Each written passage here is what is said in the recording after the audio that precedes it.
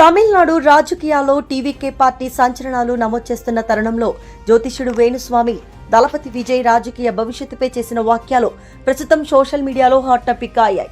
2026 మే నెలలో జరుగుతున్న తాజా పరిణామాల నేపథ్యంలో ఆయన జోస్యం వివరాలు ఇలా ఉన్నాయి. త్రిష జాతకం ప్రభావం విజయ్ రాజకీయాల్లో రాణించకుండా త్రిష జాతకం అడ్డుపడుతుందని వేణుస్వామి వ్యాఖ్యానించారు. వీరిద్దరి జాతకాలు ఏకనాడి కాంబినేషన్ అని, ఒకవేళ త్రిష లేకపోయి ఉంటే విజయ్ జాతకం మరోలా ఉండేదని ఆయన పేర్కొన్నారు.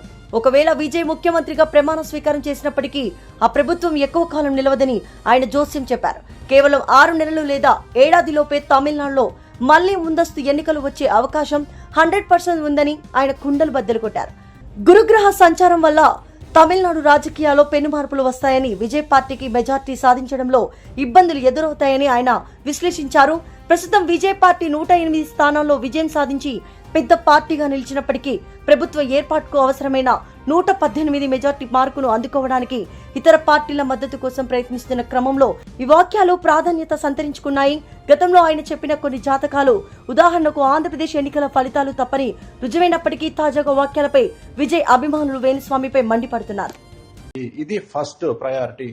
రెండవది, పశ్చిమ బెంగాల్ రాష్ట్రానికి సంబంధించి ఒకవేళ బీజేపీ ప్రభుత్వం ఏర్పాటు చేసినా కూడా మళ్లీ ఖచ్చితంగా రాష్ట్రపతి పాలన విధించేటువంటి అవకాశాలు కనిపిస్తా ఉన్నాయి.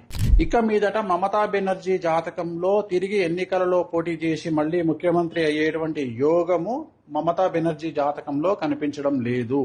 కానీ బెంగాల్ జాతకంలో, పశ్చిమ బెంగాల్ జాతకంలో, రాష్ట్ర జాతకంలో ఖచ్చితంగా మళ్లీ ఈ ఎన్నికల్లో గెలిచినటువంటి పార్టీ అంటే బీజేపీ పార్టీ ప్రభుత్వాన్ని ఏర్పాటు చేసినా కూడా ఖచ్చితంగా రాబోయే సంవత్సరంన్నరలో ఖచ్చితంగా రాష్ట్రపతి పాలన విధించేటువంటి అవకాశాలు కనిపిస్తా ఉన్నాయి.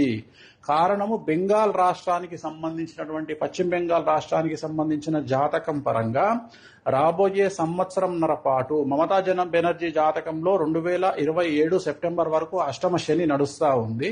సో ఖచ్చితంగా అలాగే రాష్ట్ర జాతకరీత్యా 2027 సెప్టెంబర్ వరకు అర్ధాష్టమ శని నడుస్తా ఉంది.